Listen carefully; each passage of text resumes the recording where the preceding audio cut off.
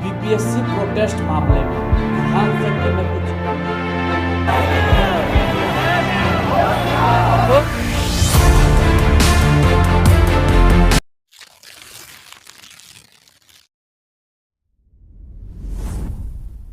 BPSC protest मामले में Khan sir की मैं कुछ ऐसी पोल खोलूंगा जिसे सुनकर आप भी सोचने पे मजबूर हो जाएंगे।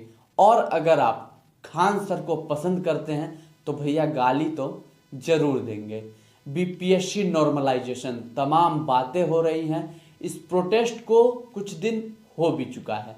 इससे कुछ ऐसी बातें छान के आपके सामने लेके आया हूं जिससे सुनने के बाद आप भी सोचने पे मजबूर हो जाएंगे।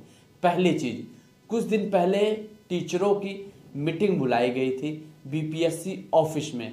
उनके बीच क्या बातें हुई, क्या बातें नहीं हुई, ये आपके सामने निकल के नहीं आ पाई हैं। से अब यह चीज दो तरफ मोड़ लेती है। या तो यहाँ पे राजनीति की गई है टीचरों के द्वारा, या फिर वाकई में नॉर्मलाइजेशन लागू होना था। यहाँ दो सवाल खड़े होते हैं। देखते ही देखते कुछ देर बाद लड़कों का हुजूम सड़क पे आ जाता है और आंदोलन स्टार्ट हो जाता है। आंदोलन दो पार्ट में डिवाइड हो जाता है। कुछ लोग एक साइड निकल जाते हैं तो कुछ लोग दूसरी साइड की तरफ चले जाते हैं। इसके कुछ ही देर बाद उनके बीच खान सर पहुंचते हैं और आंदोलन को बहुत ही तगड़ी हवा मिल जाती है और आंदोलन विकराल रूप ले लेता है। फिर कुछ ही देर बाद खबर आती है खान सर को पुलिस के द्वारा डिटेन कर लिया गया है। अब यहाँ छात्रों के बीच आक्रोश पैदा हो जाता है और तमाम तरह की यहाँ बात होने लगती है। वहीं खान सर के तमाम सोशल साइट से ये चलाया जाता है कि खान सर को गिरफ्तार कर लिया गया है, उनको रिहा करो, रिहा करो। फिर उसके कुछ ही देर बाद सुबह खबर आती है खान सर को उनके बताए जगह पे सुरक्षित पुलिस वालों ने छोड़ दिया है जहां पे उनकी गाड़ी थी। उसके बाद किसी को ये बात पता नहीं होती।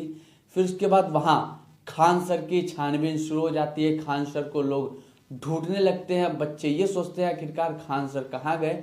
उनके कुछ लोग उनको ढूंढने लगते हैं, प्रयास करते हैं, लगातार कोशिश करते हैं, लेकिन खान सर का पता नहीं लग पाता।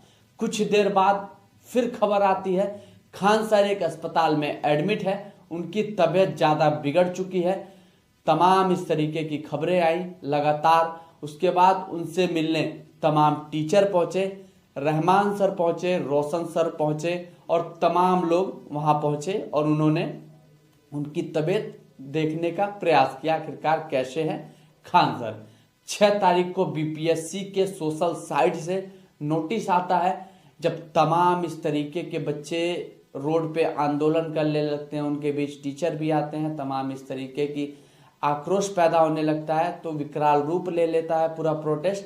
तो इसको लेकर बीपीएससी अपनी साइड पे ये लिखती है कि बीपीएससी नॉर्मलाइजेशन नहीं करेगा। और यहाँ पे बीपीएससी को नॉर्मलाइजेशन लागू नहीं करना था तो आखिरकार इस तरीके की मीटिंग टीचरों के साथ क्यों बुलाई गई थी और इस तरीके की बात उन टीचरों के बीच क्यों छेड़ी गई। यहाँ दूसरा सवाल, अगर आपको बीपीएससी के अधिकारियों को ये पता चल पा रहा था, ये अफवाह मिल पा रही थी कि बच्चे अब प्रोटेस्ट करने के लिए रोड पे निकलने वाले हैं, तो आखिरकार जो आपने नोटिस 6 तारीख को जारी की वो नोटिस आपने उसी समय क्यों नहीं जारी कर दी। अगर आपको बच्चों की इतनी ही फिक्र थी।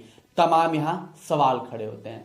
अब लगातार इस पे सवाल पूछे जा रहे थे मीडिया के द्वारा। अभी ललन टॉप ने एक इंटरव्यू किया, उस इंटरव्यू में सचिव साहब जो बीपीएससी के हैं उनसे सवाल किया गया। उन्होंने कहा कि वहां पे हमने नॉर्मलाइजेशन की बात की थी और ये बात की थी अगर बच्चों की संख्या ज़्यादा होगी तो नॉर्मलाइजेशन कर सकते हैं। वही खान सर और तमाम जो टीचर थे वो ये कह रहे थे नॉर्मलाइजेशन लागू करना ठीक रहेगा कुछ बच्चों के लिए।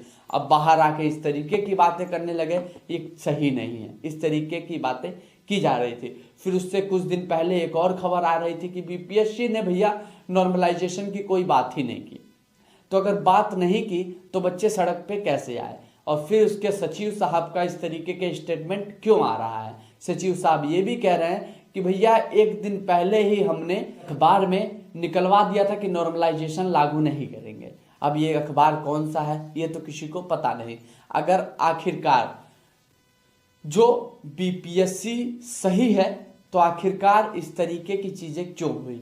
या तो यहाँ पे टीचरों के द्वारा राजनीति चमकाई गई अपनी, या तो यहाँ पे बीपीएससी वाकई में नॉर्मलाइजेशन लागू करना चाहती थी।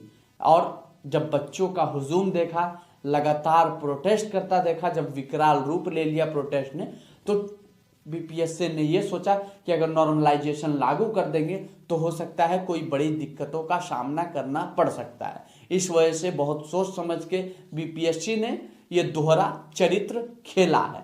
अब यहाँ तमाम सवाल खड़े होते हैं, लेकिन छात्र नेता थे वो यहाँ पे प्रोटेस्ट कर रहे थे।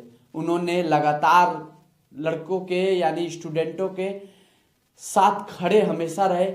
एक छात्र नेता का नाम मेरे ध्यान अभी नहीं चढ़ रहा है, लेकिन वो इस समय वो व्यक्ति गिरफ्तार हो चुके हैं। लगातार हर जगह वो खड़े रहते हैं। उन्होंने तमाम इस तरीके की बातें भी अपने ट्विटर हैंडल से की थी और तमाम तरह के आरोप प्रत्यारोप भी लगाए थे, लेकिन अभी वो गिरफ्तार है और उनको अभी मीडिया ने बिल्कुल हवा नहीं दी है। और जो छात्र नेता लोगों इन बच्चों के लिए खड़े रहते हैं तो आखिरकार उन छात्र नेता को भी तो थोड़ा सा सपोर्ट मिलना चाहिए। आखिरकार उनको अभी तक जेल में क्यों बंद करके रखा गया है और सभी लोग अपने अपने काम में जुटे हुए हैं। बाकी इस तरीके से अगर बीपीएससी दोहरा चरित्र किया तो आखिरकार ये गलत है। इस तरीके की चीजें कहीं ना कहीं समाज में पूरी तरीके से गलत होती है और छात्रों के साथ इस तरीके से खेल क्यों खेला गया। बाकी आपकी क्या राय है कमेंट सेक्शन में जरूर बताइएगा। नमस्ते, मैं अश्विनी श्रीवास्तव, आप देख रहे हैं द नेक्स्ट पोस्ट।